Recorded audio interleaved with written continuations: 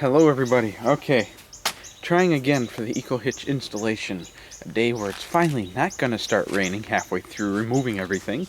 And, well, it's about 7 a.m.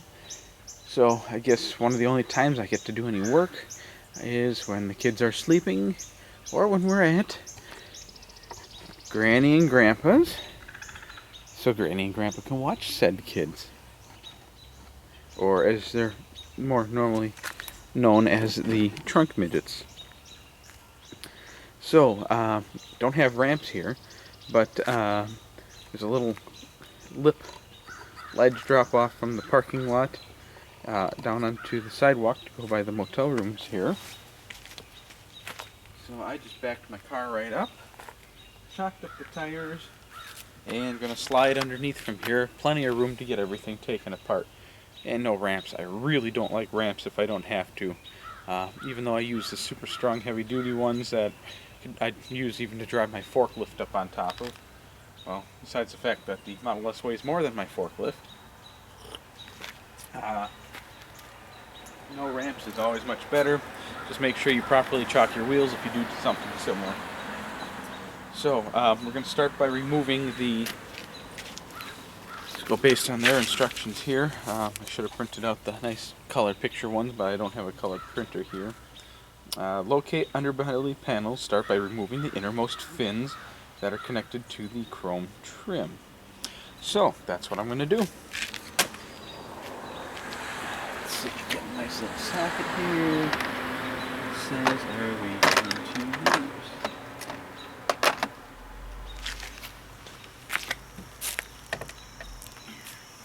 Most of the bolt heads are all about the same size. I believe these are 7/16. Nope. Looks like we got metric. Wow. Which is refreshing and much preferred, especially in a car manufacturer in the U.S. Grab the right one here. Gotta be one of these two. Yep, there we go, 10 millimeter. Usually, all the bikes I work on at our shop, I never use standard on those. I actually got rid of, well, don't get rid of, I never throw away tools, especially good tools, but, did I even hit record? Oh good, I did. Never throw away tools, I just put them in my big toolbox. Haven't touched them in 15 years. Let's see what we got here. Don't mix up your bolts, as some are machine thread, some are more screw thread. So just remember where they go, and I got a note so I can mark where these are going, but I think I might have a better way. Not only is the blanket a nice way to stay a little cleaner.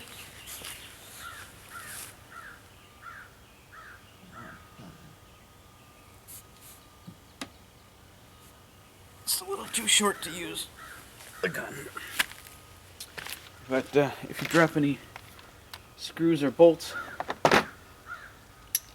they fall on top of the blanket, so it's easier to find and less likely to go in your tires. So anyway, I am going to remove the two long runners, and since I have a nice empty parking lot to our right here, I'm just going to do a Fox mock-up of the parts and line all the bolts up exactly where the holes are supposed to go so I don't lose or misplace anything. I'll do it right in the parking lot right there. So then first the long runners and then the outer fins, and then the outer fins. So I'm going to do those two steps, and we'll be back. Hopefully this helps out just a little better here. Alright, I got the two long fins removed. Oh, coffee's your friend. Hot tea's better, but one good cup of coffee in the morning never hurts. So we got two long fins removed. Now we got to do the two short fins, outer fins.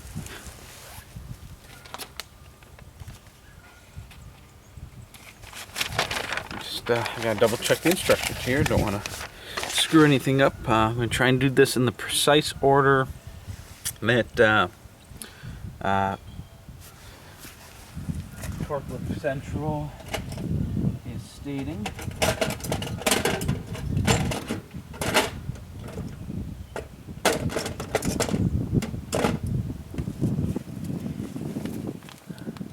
And gasp, you guys are going to see me without my hat on. Scary. Don't look. All my bald spots.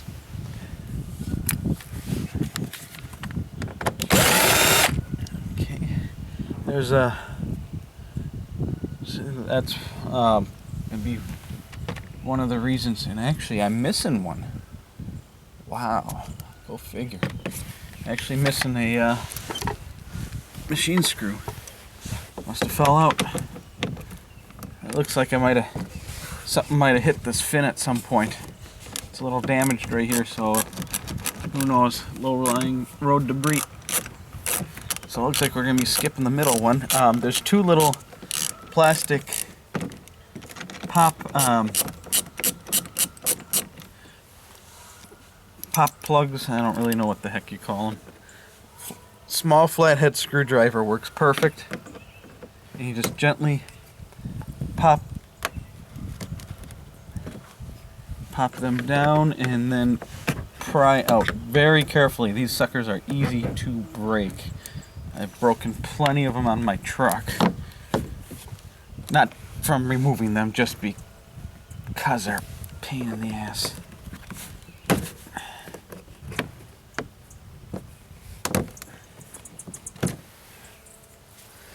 So how these work is they're open like that. You insert into the hole, and when you pop it up, clicks and expands and holds the plastic panels. There's two of them.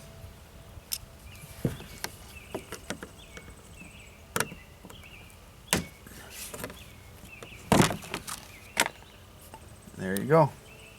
So I'm going to go put this on my little mock-up over on the parking lot here.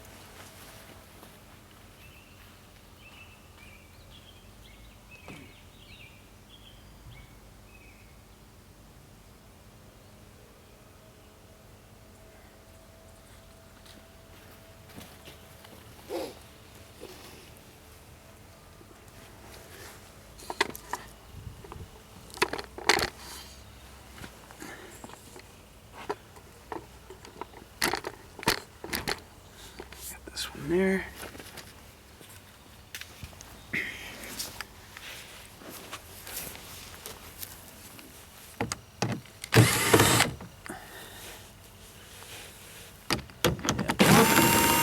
This one's got all three. Oh, but we're losing a little pop.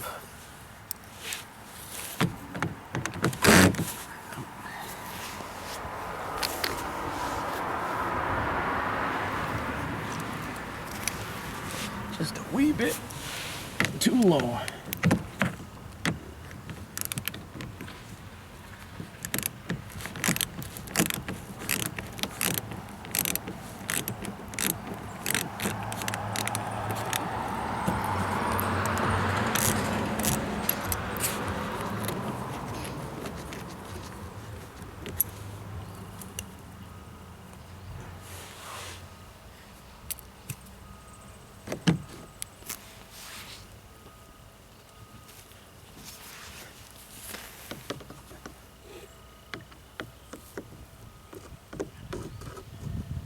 It's actually better that I'm installing it on a hill like this, because most of you will not have a full mechanic shop to be able to do this if you're going to attempt it at home.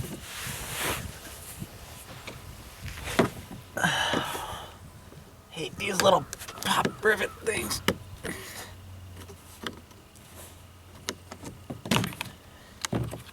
And there we go. Two fins are off.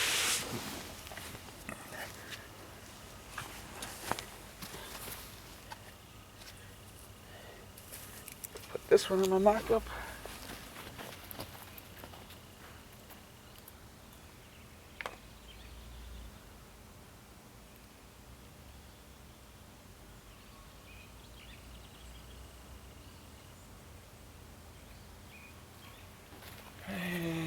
Next, coffee, followed by step 3, remove outer fins. Same removal process of step 2. Alright, number 4. Remove lower underbody panel. You will see there are many fasteners in this step. It is recommended to label these fasteners as there are specific machine screws and leg style screws. Incorrect reinstallation could lead to cross-threading of threads. There we go. Spelled right out for you. So, let's see what we all got. There are a lot. Oh, and you guys are going to get to see the motor already installed in the car. Not generally viewer accessible. So, I'm just going to look at the instructions and the pictures, make sure I get this right here. Yeah, that's a lot.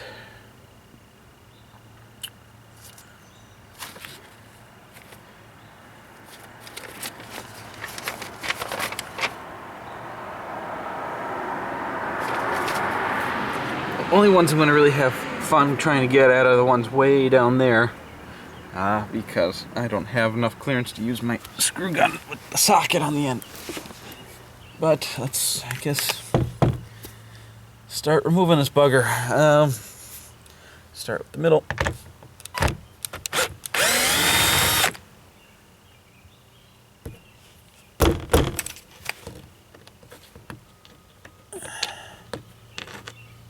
That one's got a washer on it. That was just a nut.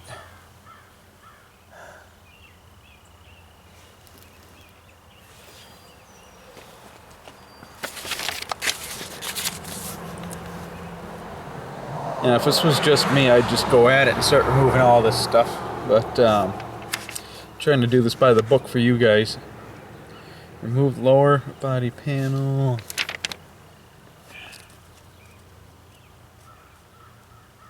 Oh, that's why that looks different. They already got the hole cut out for the drop down.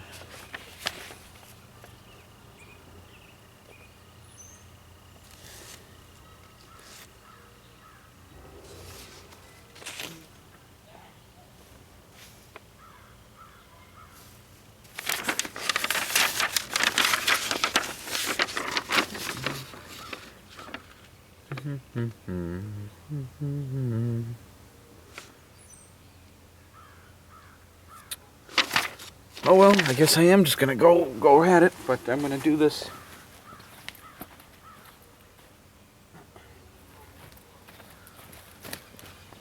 I'm doing this cautiously, so I don't lose any of these screws, since all these front panels gotta come off anyways. Let's see. Here we go. This is leg bolt style. So you have this, and then you have the screw type. 1, 2, 3.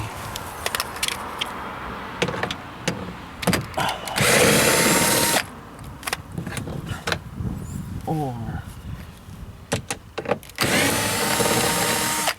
5, and oh, we got a peek of some electrically goodness.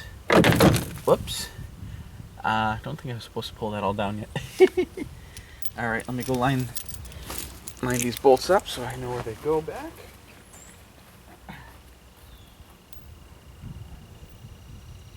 Two, 3, 4,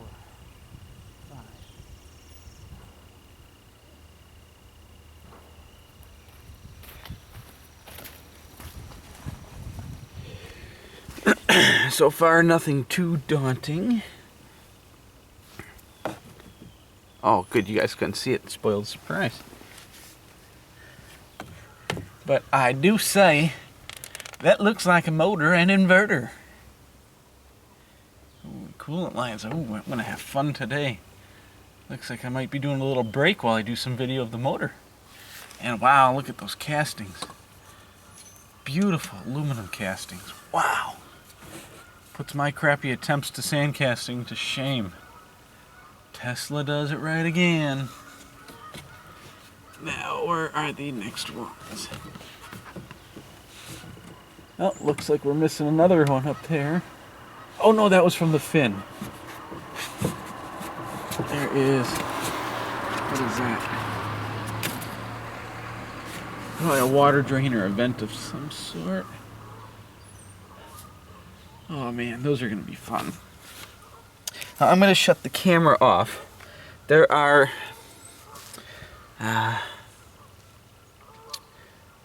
because this one's going to be time consuming just the way how I'm going to have a little hard time reaching them.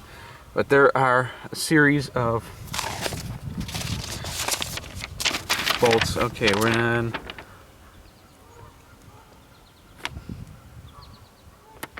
mine might be put together a little different than what's in the picture here. I doubt it though. There's a series of bolts towards the front of this panel. This is called the furthest towards the front of the vehicle underbody panel is what Torquelift is calling that. Looks like there's 4, maybe 5 bolts to remove, and it's going to take me a while. I'm going to have to use the hand ratchet, so I'll be back. Okay, so got them all out, and it's just as easy as there you go. Apparently those 2 little holes here are some sort of air vents, which apparently, oops, pardon me, that came out. Channel a little bit of air over the motor. Let's see. After this, the next step is locate the lower rear inner fender wells, which is the wheel well areas. Remove the 2 lower piece clips where attached to the bumper. Then remove the 3 most visible clips. This allows access to a hidden bolt in another step. Repeat on opposite side. So I'm going to go make sure I get all these little leg bolts in the right spot, and we'll move over to the rear wheel wells. All right, next step is to remove more of those crappy plastic clips. This time, the ones by the bumper. There's going to be a total of 5 on each side. 2 straight down. There's 1.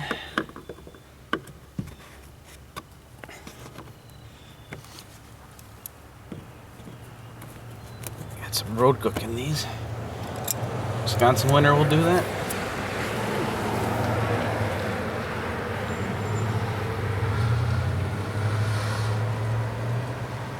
So you got 2 straight down.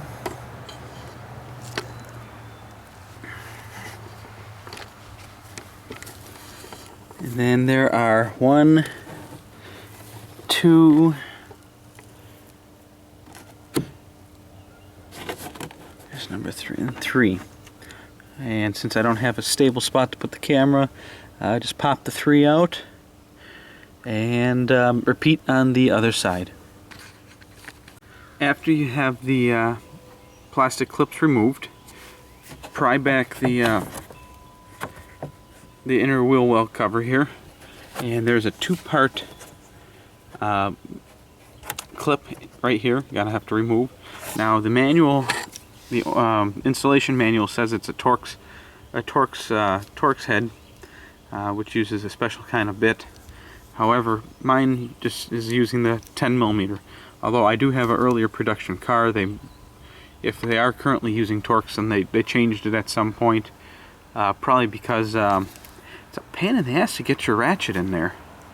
So, gonna try and figure that one out, hopefully without having to remove a tire. The next step was to remove the hatch plastic. Oh, by the way, yeah, I did have 10mm bolts, not the Torx bolts that the guide stated, but no big deal. I used a swivel adapter on my socket and got in there, no problem. Still a pain in the butt, but yeah, came out. It said remove the carpet liners. I'm thinking I didn't have to pull that up, so I'm going to put that back down for now. It takes all of 5 seconds to pull back up again, and it's just going to get in the way. I think by carpet liner it meant stuff like floor mats and the little cover for the footwell in the trunk. Next, got to remove this trunk plastic piece here, and then the curved side panels. Word of caution, or warning I should say, as you're trying to get this up, it's actually held together by 4 plastic snaps. It's going to be a little bit tough, but you just give it a couple firm jerks straight up, gentle but firm, and it will snap and pop right up. Alright, now for the side curve pieces have the same clips on them, but you're going to have to be careful because it's also connected with the upper half here, which is for your parcel shelf if you so have it. And you're going to have to peel back your weather stripping just a little bit. Be very gentle.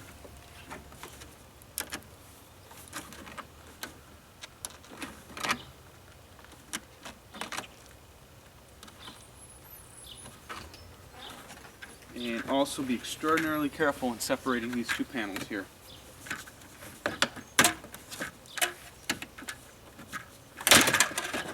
There we go.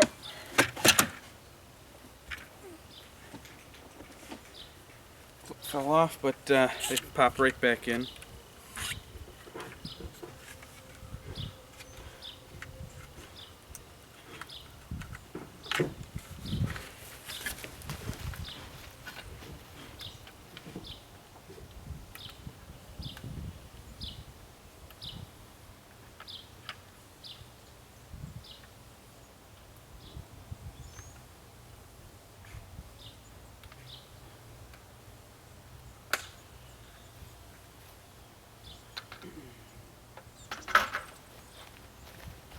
Repeat on the other side.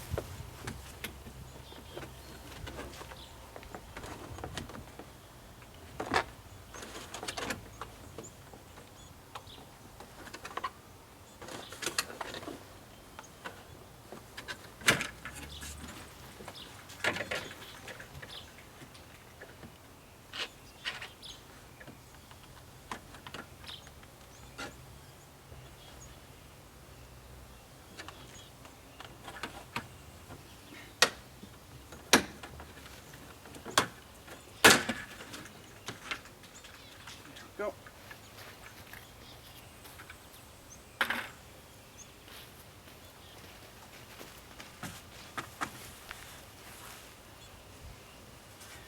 All right, now let's see. Next was okay,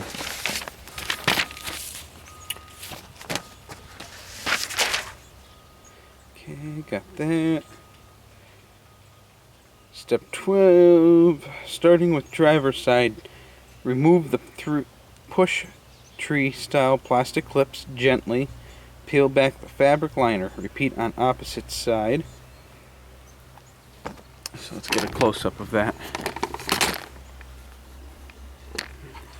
It'd be this piece here.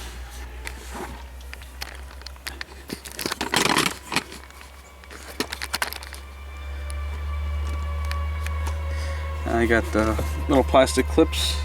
Looks like there is 3. So we're going to get those out of there. For point of reference, we'll start from outside and I'll walk in. Alright, we got the carpet pieces removed. You can just kind of leave that sitting inside the trunk along with the clips. Now, come around to the side here. Pulled back the side liner right behind the LED here. There's this hole. Outside the hole, let's see how good of a view we can get. There is a 10mm nut on some threads. That is what shores up the bumper to the body. We're going to remove those two nuts, one on each side, driver's side, passenger side. And following that, let's see what we got here. Trying to make as few parts as possible because I got to edit all this back together. Pain in the butt. I hate editing. Then after you remove those two, you start.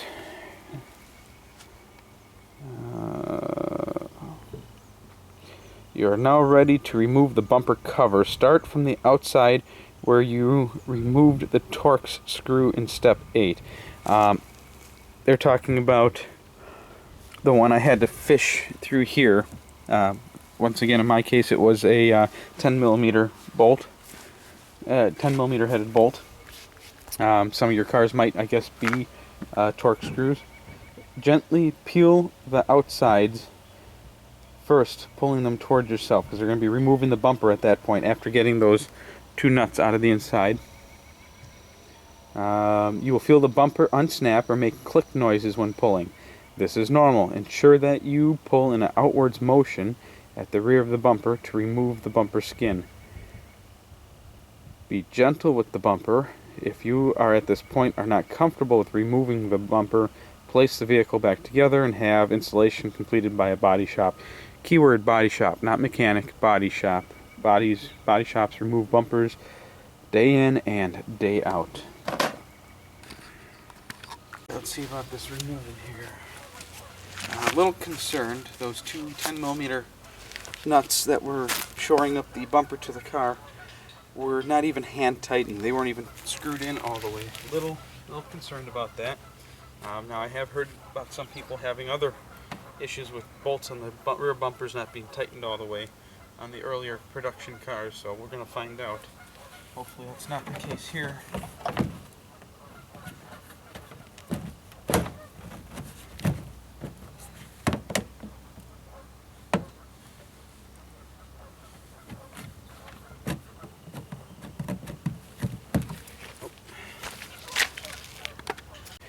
Okay, I found the Torx screw that they were talking about. Now, their poor, too dark black and white pictures that they have on the guide made it look like it was down here. And they only had it pulled off so far. That's what it looked like. It's along the top seam of the bumper. And it's coming straight down from there. So actually, the one that I removed down here, I wasn't supposed to remove. So I'm going to put that 10 millimeter head back. I can do that after the bumper's off, but I just thought I'd give an update. Couldn't see it too well. So, yep, going to pull the bumper now and go snap, crackle, pop, and come right off. Plastic bumper came off, no muss, no fuss. One thing to watch out for is you have a sensor. I'm going to guess that's an airbag sensor or maybe even a accelerometer, but I doubt they'd have that down here. Most likely airbag. It's just velcroed to the bumper. Tesla likes to use 3M tape quite a bit.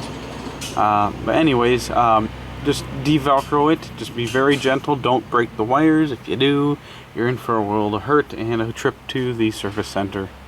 And that's it. Bumper came right off. Next step, let's see what we got from here. Yada yada yada. Unscrew that, do that. Pull plastic bumper. There we go. Next step. Now that you have bumper skin removed, you will proceed to remove the rest of the bumper assembly. Remove the black bumper cover. There are 4 bolts on each side. Set bolts aside for reinstallation in a later step. Mark the cover and label it in a way that reminds you which way is up. This cover is tapered downward and will not fit properly if placed back incorrectly. Remove the tire pressure monitoring sensor located in the picture. You will relocate this in a later step. Sensor style may vary. So I guess that then is the tire pressure sensor on right here. Just a little odd. I would have thought that would have been an airbag sensor.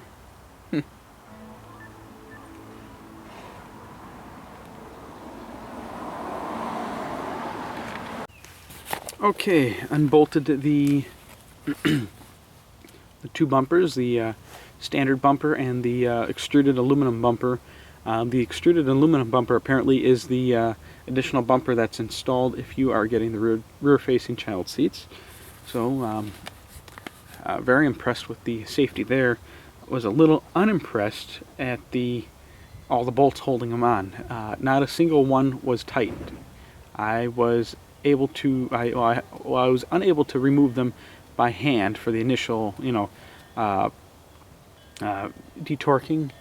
I was able to, took almost no pressure whatsoever with my ratchet. I mean, they weren't snugged down, torqued down, nothing. Very disappointed in that, and I will be letting Tesla know that. But by all means, they will be properly torqued when I put them back on. Let's see what we got here.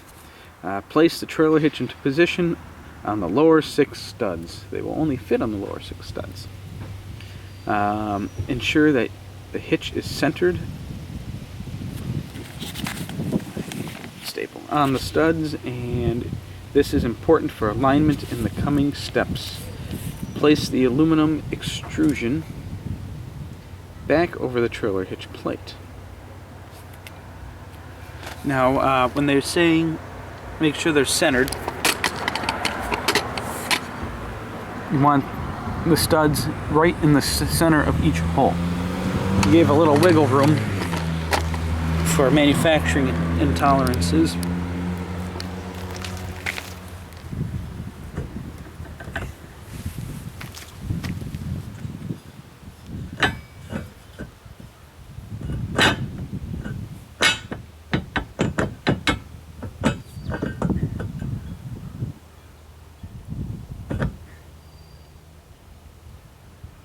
It's actually as centered as it's going to get.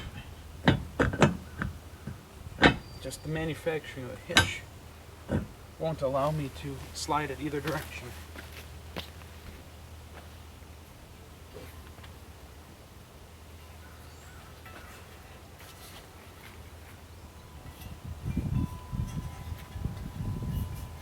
I will have to say this extruded aluminum bumper is extraordinarily impressive.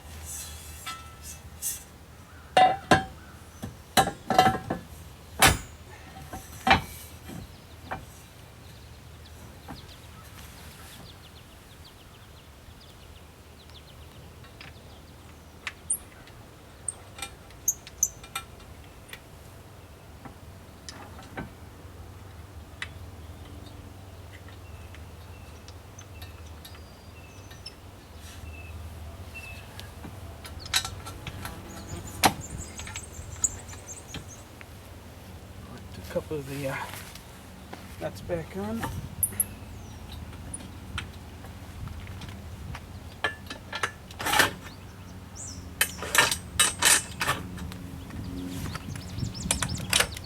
Don't tighten them down yet. Just put one on two on each side on, just gently, just to hold it up while you get the rest on. As the two inner ones are on each side are a little more difficult. So just put them in your socket. I always use my drills. It saves a ton of time to get stuff initially in there. Just don't cross thread anything.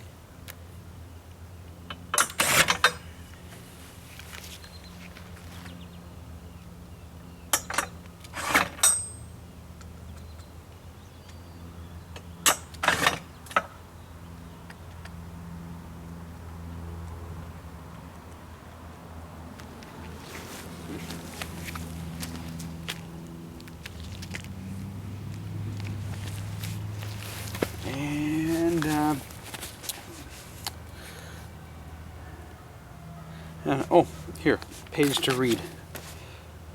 Step 18, place the aluminum extrusion back over the trailer hitch plate. Replace the 4 nuts removed in step 16 with the supplied M10 by 1.5 serrated flange nuts. Okay, here's the read. So I was supposed to use the ones they provide to replace them with.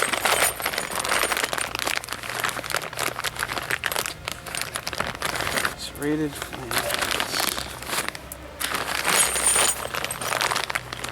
Get them all out here. I see. Okay. I'll show you all what the difference is on this.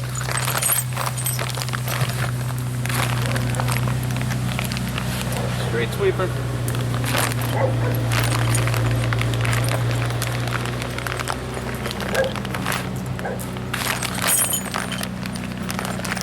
I'm not dumping this whole thing out. Alright, let's read ahead a little bit here. Center the receiver to the car using center contour as a reference. Well, it's just Torquelift's manufacturing. They don't leave enough wiggle room for me to center. It's going to be off just a little slightly. If you do not have the aluminum extrusion, place the additional 4 flange nuts onto each hitch and tighten as directed. Repeat the opposite side. So let's just see what the difference is here.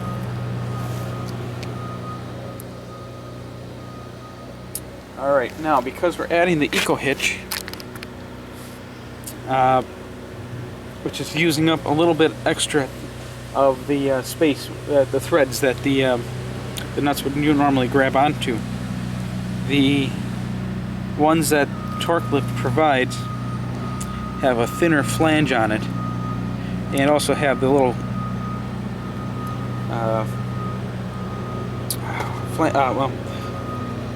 thinner lip with the flange. The flange helps grip, keeps them from loosening up, and because it's slightly thinner, it will be able to grab more of the threads. So I guess we'll be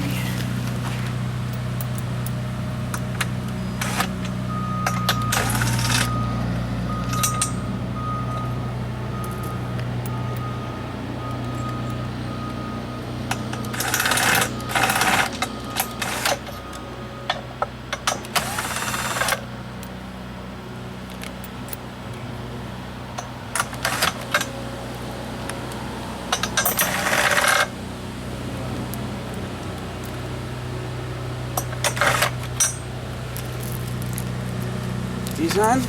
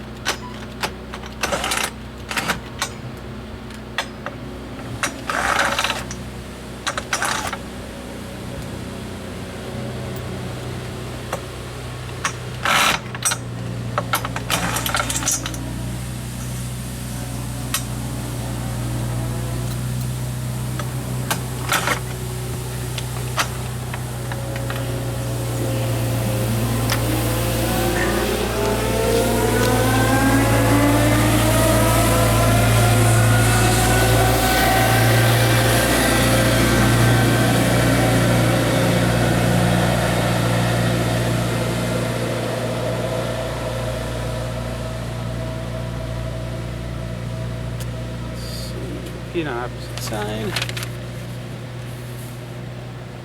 and tighten to 40 foot-pounds. So I'm gonna stop the video. I'm gonna have to go get my my torque wrench out of the garage, torque it down, and I guess next would be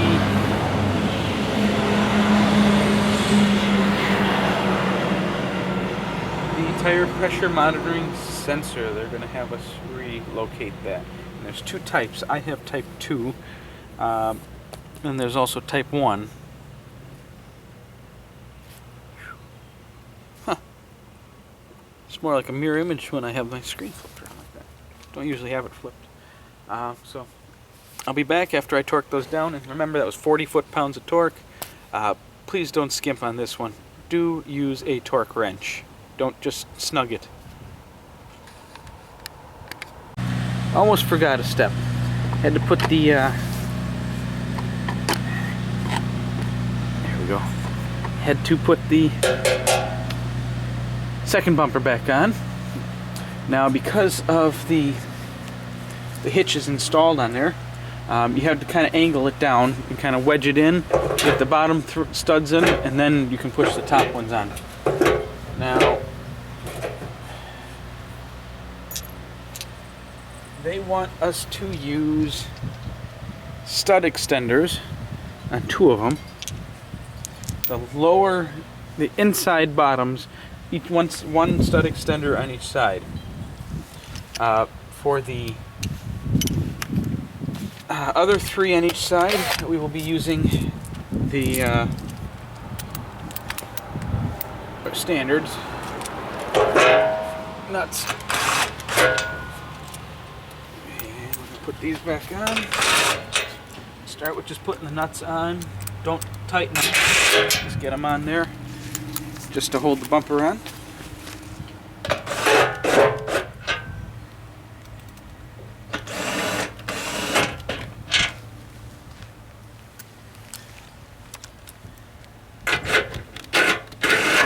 Okay, got those on.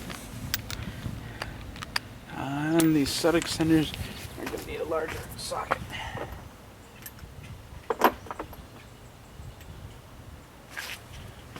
Alright, we got 17 mil socket for the stud extenders.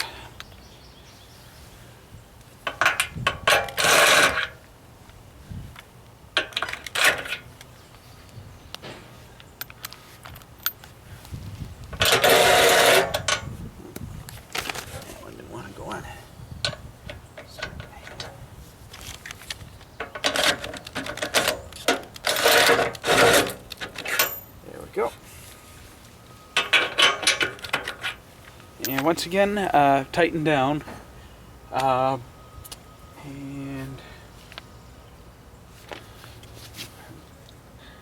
let's see, after you tighten those down, you take the frame plate strap supplied with the hitch. What the heck's a frame plate strap? These.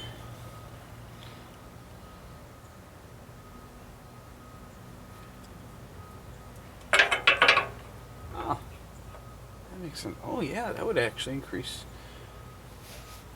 stability a bit. Alright, after, I'm just going to do these all in one motion here.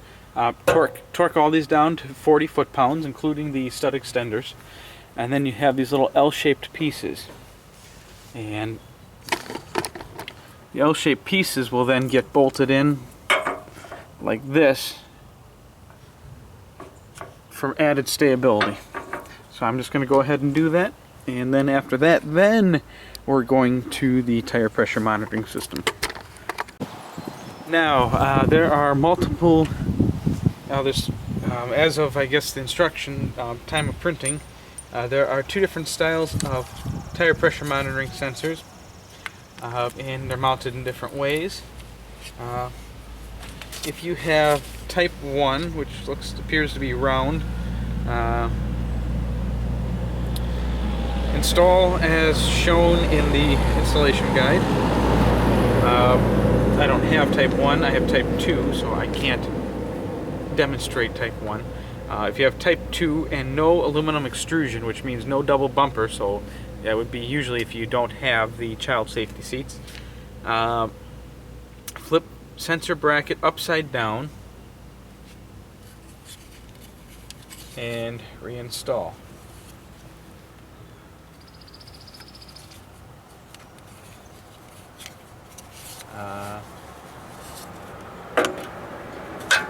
Oh, well, that would have been, it's kind of late to put that in the manual now. I guess disconnect it and it'd go up underneath there and bolt upside down. But I do have the aluminum extrusion for my car, which means this won't fit there. So in that case, it wants you to disconnect from the mounting bracket.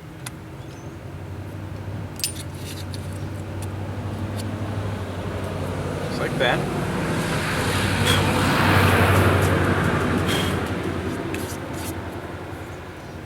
And well, probably if your car's anything other than brand new, you have lots of dust on the back. Clean it off. There's 3M adhesive tape, Velcro tape provided. And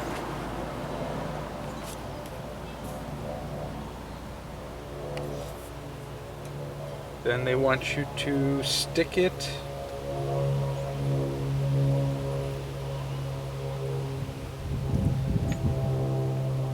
onto the hitch as shown in the picture.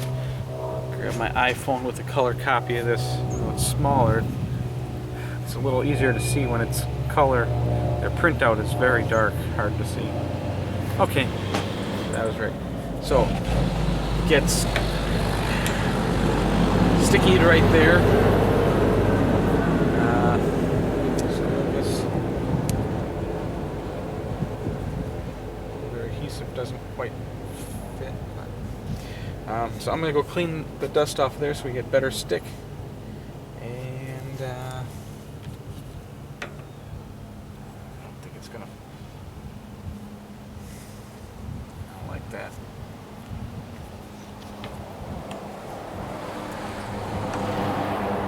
So I don't want that wiring hanging around. I'm going to put it right there to the side of it. Yeah, that'll be a little better right there. Shoot, maybe even underneath. Yeah, it's not going to work there. I don't have enough room on here. I'll figure it out and I'll show you guys when I bring back the video. Alright, here's how I did it with mine. I just couldn't agree with putting it right here, like Torquelift wants. There's just not enough surface area on the sensor itself because of indentations for the 3M tape to stick. I put it next to it, and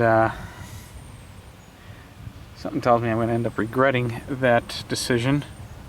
But put it on there, and then I also used their provided zip tie for the wiring to wrap around to make sure that stays firmly fastened to the hitch. Yep. So let's see what's next. Congratulations, you're finished with the installation portion of the hitch. Proceed to place the bumper skin on the vehicle in reverse process as shown in these instructions. Complete full installation by reinstalling panels in reverse order of removal. So for the most part, we are on the home stretch here. We're going to put the bumper, all the plastics back on, and then comes the fun part, the nerve-wracking fun part. Drilling holes in the body, the bumper of your Model S with a hole saw. Oh, fun. Nothing like drilling holes in an $80,000 car. So, I'm going to put this all back together. And just in case anybody was curious how I laid things out, or if you might have screwed up layout of your body panels, where they go and whatnot, here you go. So here we are, all finished. Now, ideally you need a 4-inch hole saw to drill the holes that this is going into. Didn't show it because it's pretty much self-explanatory. I only had a 2-inch hole saw, so I left the holes just enough so I could get the hitch in and out. It's not pretty at the moment. So I am going to, when I get back home to Milwaukee, I have a lot more tools at my disposal. I will go over it and smooth it out, make it nice and pretty, and I'll probably even build some sort of cap or something to cover it when I don't have the hitch installed. For right now, the hitch is staying right where it's at. I have a feeling I'm going to be using the heck out of it. And this isn't a quick hitch, meaning it doesn't just pop in and out as you need it, 1, 2, 3. There is a sizable, strong grade 8 bolt. So I'm going to at least for now, I'm leaving her in there. So next project's going to be the trailer light wiring. Definitely not for today. I've already wasted a whole day doing this. But now that I've done it once, I feel pretty confident if I had ramps and or a lift, I could have one knocked out, had this knocked out in an hour, maybe an hour and a half.